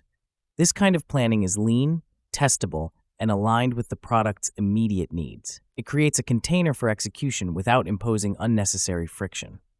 Culture trumps process. Agility by default depends less on formal methodology and more on culture. Perplexity's team culture empowers any engineer on call to patch production. Hierarchies flatten. Communication flows directly from customers to builders. Ownership and trust replace handoffs. Mistakes are seen as learning opportunities, not failures to be punished. The team embraces rapid exposure to reality and iterates accordingly. Such a culture requires deliberate hiring and onboarding of people comfortable with ambiguity, bias toward action, and accountability. It's not about enforcing process, but cultivating instincts and judgment honed by constant feedback. Startups can capture this agility through focused, autonomous sprints. For instance, setting up a continuous integration pipeline that deploys main on every successful merge removes the release approval checklist and reduces friction. Teams monitor metrics and ship fixes immediately, replacing meetings with momentum. This mindset transforms shipping from a dreaded event into a natural extension of building. It accelerates learning loops and keeps products aligned with real user needs. Perplexity's story vividly illustrates what agile by default looks like in practice. Rapid iteration powered by automation, minimal planning that earns its place, and a culture that trusts builders to act swiftly. In a world where AI accelerates every step of the build, measure, learn cycle, agility is no longer a luxury or aspiration. It is the baseline for survival and success. Chapter 12: Unleashing Intuitive Teams. At Linear, a 25-person startup celebrated for its remarkable speed and polish, the usual boundaries between design and engineering dissolve. Designers write production code. Back-end engineers engage deeply with user experience. Product managers are nowhere to be found. Instead, the same individuals who set the roadmap also ship features, collapsing traditional silos. When designer Nana Y submits a 76-line pull request adding auto dark theming, back-end engineer Rui M immediately suggests a layout tweak via Figma. Within hours, the feature is live for thousands of teams worldwide. This seamless collaboration is intentional. It reflects an operating model that prioritizes craft-based judgment and shared intuition over rigid roles or handoffs. By cross-training their teams and embedding UX sensibility into engineering alongside technical fluency in design, Linear accelerates innovation at the speed of thought, not bureaucracy. Intuitive teams unlock velocity by trusting individuals to make decisions informed by both technical expertise and experiential insight. Beyond specialization, the power of overlapping skills. Traditional product development often champions specialization. Designers design, engineers engineer, product managers manage. While specialization has its merits, it frequently introduces friction. Handoffs cause delays, misunderstandings, and diluted responsibility. Designers who lack coding skills depend on engineers to translate their vision, while engineers without UX insight may prioritize technical expediency over user experience. Linear's approach dismantles these barriers by encouraging every team member to develop fluency beyond their primary discipline. Designers ship code, engineers mock up user interfaces. This overlap creates a shared language and reduces the cognitive load of coordination, enabling rapid iteration without waiting on separate teams or layers of approval. Though this model demands more from individuals, it rewards them with autonomy and the ability to act on instinct informed by direct feedback. As team members deepen their craft in adjacent domains, they cultivate more reliable intuition about what works, accelerating both decision-making and learning. Craft-based judgment in small teams. Intuition in complex environments like product development is not a mystical gift, but a form of trained judgment honed through experience and rapid feedback.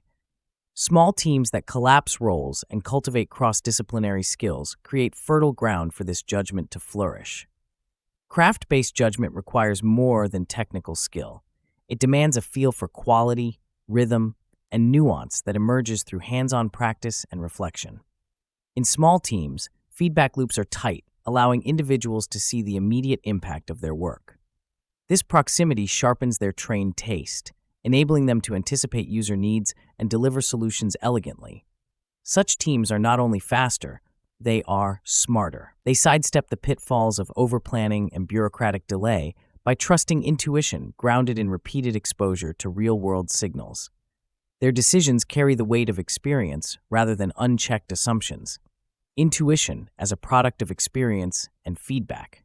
Research by Daniel Kahneman and Gary Klein highlights that intuition becomes reliable under conditions of a sufficiently regular environment and ample opportunity for immediate feedback.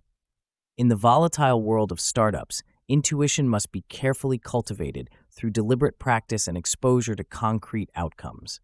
Linear's team exemplifies this approach.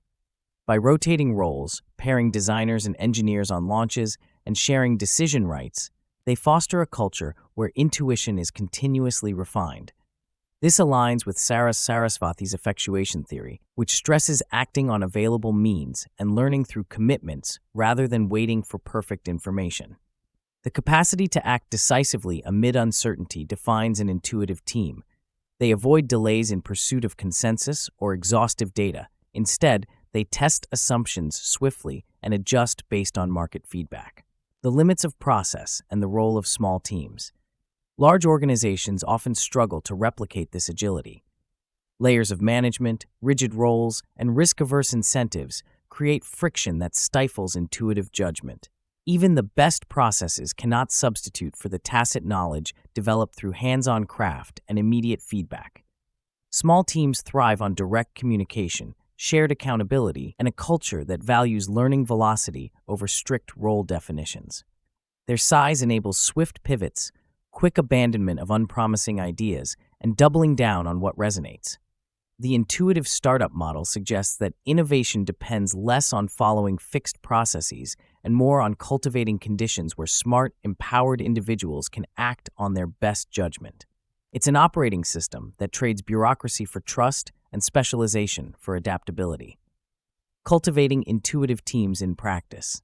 Founders aiming to unleash intuitive teams can foster cross-disciplinary fluency and craft-based judgment by encouraging role rotation, Temporarily assigning engineers to design tasks or designers to coding challenges broadens perspectives and builds empathy. Pairing designers and engineers to jointly own feature launches strengthens collaboration and shared intuition. Prioritizing learning velocity means rewarding the speed and quality of learning over rigid adherence to predefined roles or processes. Celebrating experiments and the insights they generate, not just polished outputs, cultivates a culture of exploration. Flattening decision rights empowers small teams or individuals to make decisions within their scope without escalating for approval, driving faster iteration and confidence. Creating tight feedback loops by shipping early and often ensures real user behavior serves as the ultimate test of intuition and judgment, rather than assumptions or internal debates.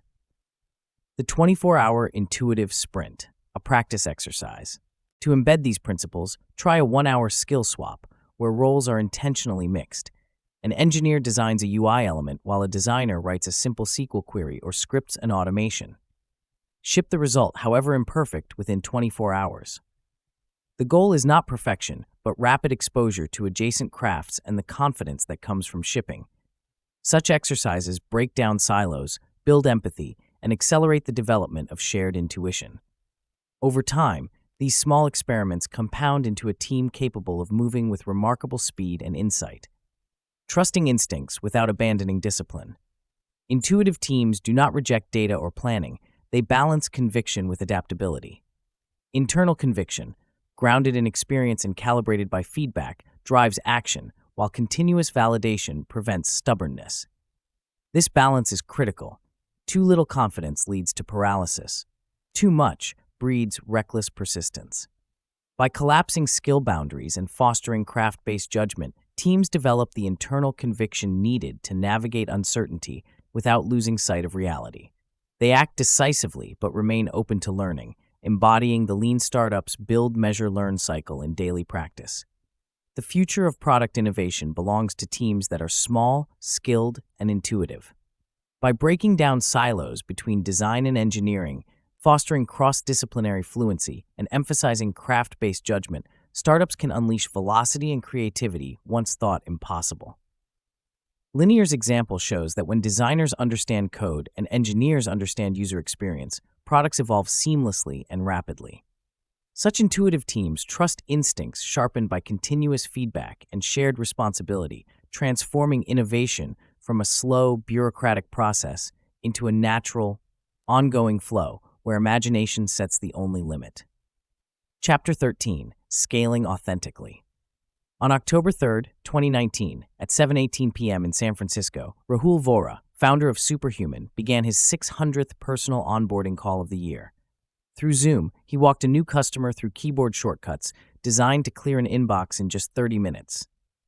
Despite rapid growth, Superhuman deliberately limits each paying user to 5 invite codes, ensuring every new customer receives the same high-touch introduction that originally inspired their loyalty.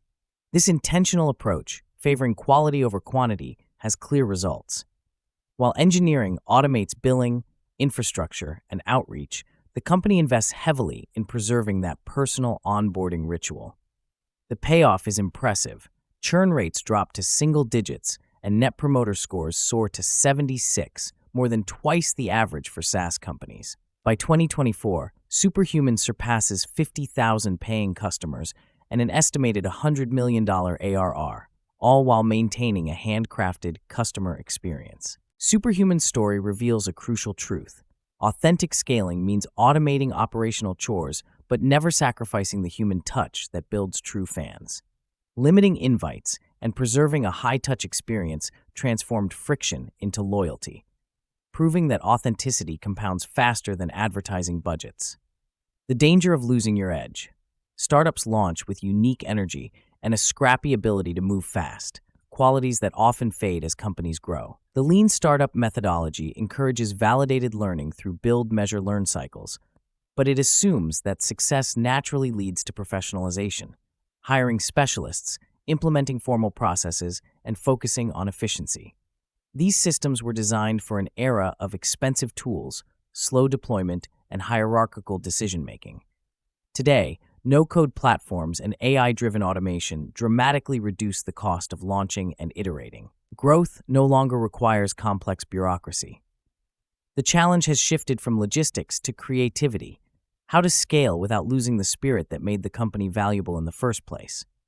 Superhuman rejects the myth that growth demands sacrificing the founder's connection to users. Instead, it preserves direct contact and personal service, automating only background tasks. This balance prevents culture dilution and maintains the signal, the unique value proposition, amid scaling noise. Preserving signal while scaling. Scaling inherently involves tension between preserving the signal, the authentic, differentiated value that attracted early customers, and managing the noise of operational complexity. Most startups automate or delegate tasks as they grow, often at the expense of the very interactions that build loyalty and sharpen judgment. Superhuman automates billing, infrastructure, and outreach, but refuses to automate onboarding calls. This reflects a deliberate trade-off. Automate what can be commoditized, but keep high-impact human touchpoints intact. Limiting invites enforces scarcity, preserving the quality of onboarding and the exclusivity that fuels word-of-mouth growth. This principle applies broadly. Companies that scale authentically script and automate background work, billing, compliance, basic support, while preserving direct customer interactions that refine product-market fit and build durable relationships. Deliberate growth. Over viral explosion. Growth is often mistaken for virality or rapid scale driven by aggressive user acquisition and process optimization. But viral growth frequently dilutes culture and overwhelms early customer signals. Superhuman's growth is deliberate, controlled, and rooted in ongoing learning from a smaller, engaged user base. This approach aligns with research showing startups fail more often due to lack of market need or poor product fit than insufficient scale.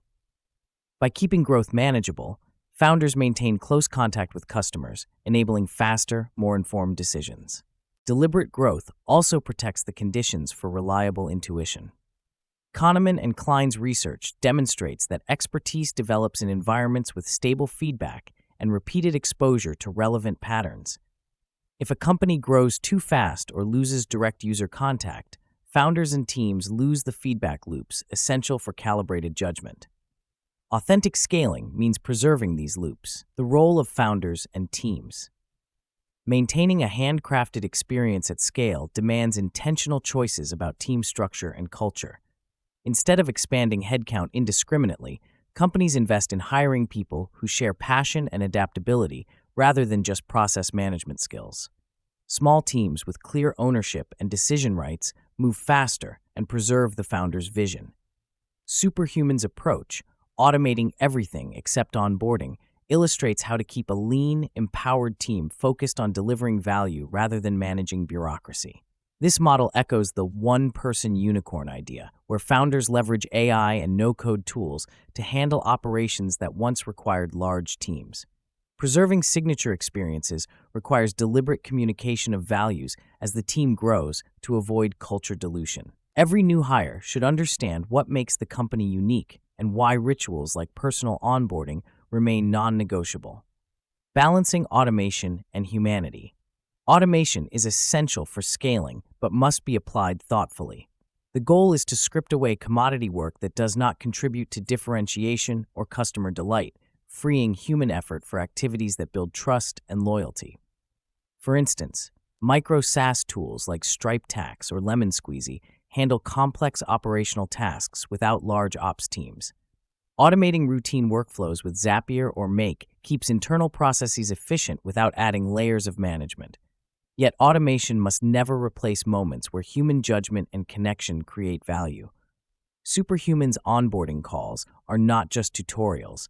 They are opportunities to learn about customers, refine the product, and earn evangelists. Scaling without bureaucracy. The zero-cost environment of modern tools creates an opportunity to scale without traditional bureaucracy. Systems can remain lightweight and human-centered. Startups no longer need to professionalize by adding layers of approval and process. Instead, they hire builders who want to create, not just manage. This mindset preserves the founder's edge, speed, flexibility, and closeness to customers, while enabling growth. It rejects the notion that headcount or formal structures are prerequisites for scaling. A practice to preserve your edge. Founders can audit workflows to identify which tasks only they can do and which should be automated or delegated. By freeing time from non-core activities, they can focus on signature experiences that define their brand and sharpen judgment. For example, a founder might spend a week automating 2 routine tasks and use the saved time to engage directly with customers, gather feedback, or refine onboarding. This practice sustains the feedback loops critical to authentic scaling. Over the next 2 days, try pinpointing the one customer interaction that most influences your product's success. At the same time, automate or delegate 2 operational tasks that don't require your personal touch. Use the freed time to connect directly with users, listen closely, and refine your onboarding or support. Notice how this focus changes your sense of connection and sharpness in decision-making. Conclusion: the intuitive future. The collapse of creation costs has transformed entrepreneurship. What once required significant capital, time, and risk can now be achieved with minimal expense. This is not simply a matter of efficiency. It demands new habits, mindsets, and operating principles. The core of this new paradigm rests on 5 guiding ideas. First, build fast rather than perfect. The luxury of slow incremental refinement has given way to rapid iteration. Launching early with a functional product allows founders to engage with real users and gain actionable feedback sooner. Second, start useful, not minimal. Minimal viable products should deliver a core interaction that genuinely delights and serves users, even if narrow in scope. This ensures early signals reflect real engagement, not just hypothetical interest. Third, stay small, stay sharp. Small, focused teams or solo founders maintain agility and clarity, making decisions grounded in direct contact with users and the product. This avoids the noise and delays that come with premature scaling or bureaucracy. Fourth, trust instincts before validation. While validation remains important, the intuitive startup model values disciplined intuition, a form of pattern recognition shaped by experience and timely feedback, over exhaustive pre-launch research. Founders must learn to distinguish conviction rooted in real-world signals from wishful thinking. Finally, launch publicly and learn rapidly. Launching is itself the primary experiment. Public exposure turns assumptions into measurable outcomes and abstract ideas into tangible user behavior. Rapid learning cycles built around this exposure accelerate adaptation and reduce the cost of failure. These principles blend intuition with evidence, ambition with responsibility. In an environment where building costs are negligible, delay and overplanning become the main sources of waste. Advances in AI have accelerated this shift. AI-assisted coding, for example, can reduce development time by more than half. The Stanford HAI 2025 AI Index documents rapid capability gains alongside sharply falling inference costs. In such a landscape, hesitation is costly. Waiting for perfect certainty risks losing ground to competitors who build, expose, and learn decisively. The intuitive startup balances boldness with responsibility. It is not reckless, but a disciplined practice of acting on calibrated judgment and committing only what is affordable to lose.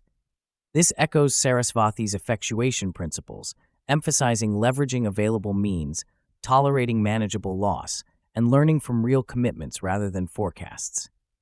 Founders who master this balance develop what Kahneman and Klein call reliable intuition, pattern recognition in stable, learnable environments, supported by timely, accurate feedback.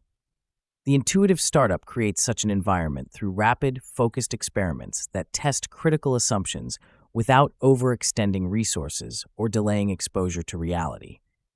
Consider startups like Bannerbear and Preview Mojo, which refine their products through fast iteration and public launches, relying on real user behavior rather than hypothetical validation. OpenVid and Loom focused early on delivering delight alongside utility, capturing meaningful engagement from the start. These examples show that success comes not from perfect plans, but from informed, responsive building. No approach guarantees success. Startups often fail due to complex, intertwined factors such as poor product-market fit, running out of capital, or mistimed entry. The intuitive model improves the odds by surfacing problems earlier and reducing learning friction. It encourages founders to ask, What patterns justify building now? How can the next prototype be as small as possible yet still informative? Which assumptions are under test? How will feedback, both vocal and silent, be interpreted? What ethical boundaries must be maintained even while moving quickly? These questions foster a mindset that neither freezes in uncertainty nor rushes recklessly ahead. They invite founders to embrace stakes with humility and courage, recognizing failure as a cheap and necessary step in discovery. The practical charge is clear. Build just enough, learn fast, and adapt wisely. Launch early and often, treating each release as an experiment that sharpens judgment and reveals new opportunities. Cultivate taste, a refined sense of what matters, through direct engagement with your craft and customers. Develop judgment by welcoming dissent, grounding conviction in evidence, and remaining open to change. Keep stakes manageable by committing resources carefully and anticipating failure through structured pre-mortems that improve decision quality. The intuitive future belongs to those who do not wait for certainty or permission. It belongs to those who build, expose, and learn in relentless cycles, who trust their instincts but validate through action. With the collapse of creation costs, the advantage shifts away from plans and toward builders. The greatest risk is standing still. So take the leap, launch your idea publicly, let reality be your guide. The future is intuitive. Are you ready to build it?